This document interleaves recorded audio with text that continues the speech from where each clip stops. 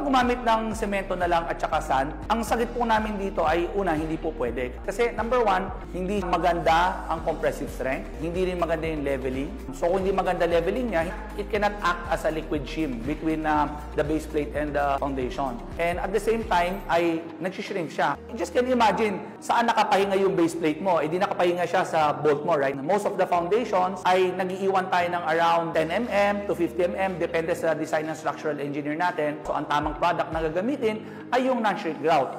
Under sa Bidrite, ang tawag dito ay solid pure. So it has 8,000 PSI to 9,000 PSI of compressive strength in 28 days. Meron kaming ginawang test para makita ninyo yung difference ng dalawa.